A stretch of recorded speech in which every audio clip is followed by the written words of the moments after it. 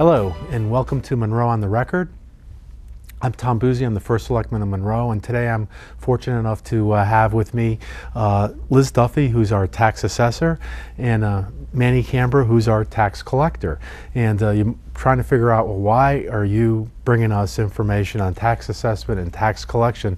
Well, they're the lifeblood of our town, and we've got two really big issues going on. One is property revaluation, and the other one is just the general economic conditions and how that's impacting tax collection. And I want to be able to sit here tonight and spend the next half hour talking with two people that are in the know about this. So let me just start off with Liz Duffy, our tax assessor. And Liz, we're in the process right now of doing the property revaluations. Why are we conducting this revaluation?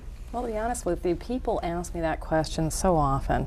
I'd love not to do this, but the state of Connecticut requires the town of Monroe to conduct a revaluation every 5 years. A lot of folks ask me, we used to do it every 10, and that did change.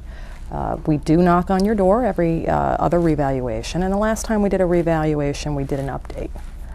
This time we do have to come into the properties. And what exactly is the revaluation? Revaluation is done because economic conditions actually change the value of different types of property. And every few years we have to equalize that tax burden or equalize those values to redistribute that tax burden.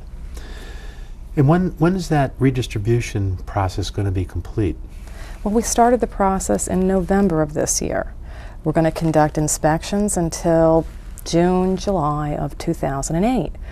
Then in November, you're going to receive a notice to all the homeowners that says this is your assessment or your value of your property, and this is what it used to be. And at that point, you'll have an opportunity to schedule an appointment to go to an informal hearing with us so that we can go over the property values. But that's only if you allow an interior inspection. Let's talk about, I get my assessment in November. I don't like it.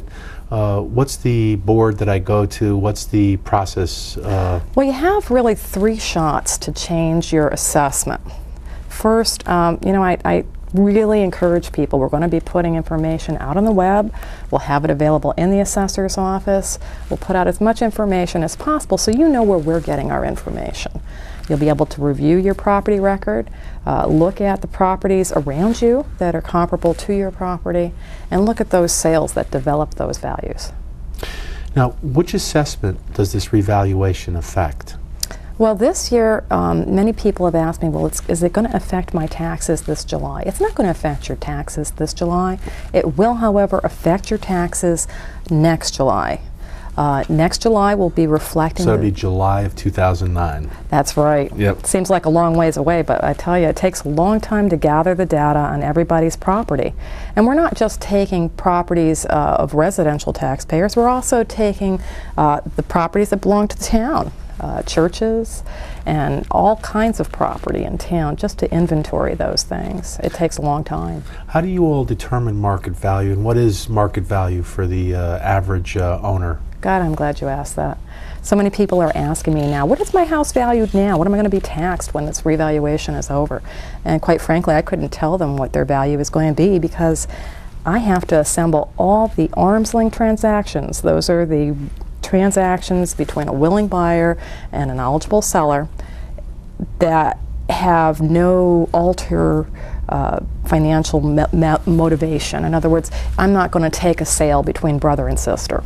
I'm going to look for sales that were between people that are disinterested for a reasonable price. And I'm going to collect those sales from October of 2007 to October of 2008.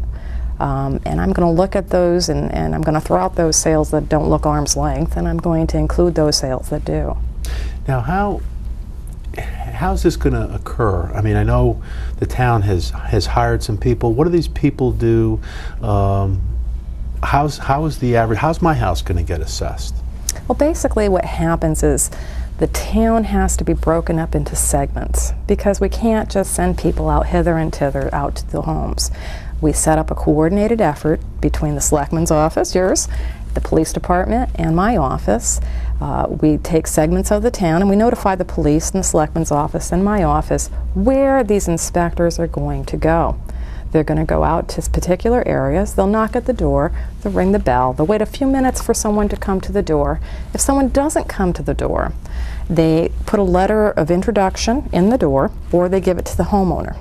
At that time, they're going to make a request to enter their home or enter their structure if they're commercial, and they will have that right to refuse or allow them to enter their home. Now, will there be identification? Absolutely, that's so important. And it's, I want to tell everybody out there, make sure that you ask them for identification. They do have a picture ID, it tells who they are, and the police department, your office, and my office, and the assessor's office have that information to verify. One of the things that people ask me often is, where is the revaluation going to be? Where is that group right now? I don't put that information out there so that the taxpayers can be protected, because unfortunately there are unscrupulous people out there that take advantage of that information. So we keep that to a need-to-know basis. What's the identification that they have? They have a picture identification, and it says that they're representatives of the town of Monroe. They also have a letter of introduction from me that says this is why they're there. They're there to do an interior inspection, and they're representing the Monroe Assessor's Office in the town of Monroe. Now, how will I be notified of these inspections? Well, many people say to me, why can't they make an individual appointment? And an individual appointment is really not efficient for this type of a project. We're going to be collecting the data on 8,000 parcels, 8,000 properties, and to do that we need to be able to do that like an army. We go out there and we say, okay, we're going to take this quadrant of the town, and we send out those inspectors to each property, and we ring the bell. We put it out there in the newspaper, we put it in the Monroe Courier, we put it on public access television. I had some help from you, thank you very much. Thank you. We also put it in the Voices and in the Connecticut Post, and we try to keep doing that as time goes on. Now, you said that people have the right not to let somebody in their house. That's true. But why should a property owner allow an inspector to come in their house? What benefit is that to them down the road? There's really 3 major benefits to that. Number one, it's garbage in, garbage out. If we don't have the right information about your property, it's not going to produce a correct assessment. If you don't have correct information and you haven't allowed someone to come into your home, you really can't challenge the information. Because the first thing that's going to happen is when you want to make an appointment to go to our informal hearings next fall, they're going to say, well, did you allow an interior inspection of your property? If you haven't allowed an interior inspection, they're not going to, grant you an informal hearing. Now, that doesn't mean you don't have the right to go to the Board of Assessment Appeals, but that rules out one more chance that you get to challenge your assessment.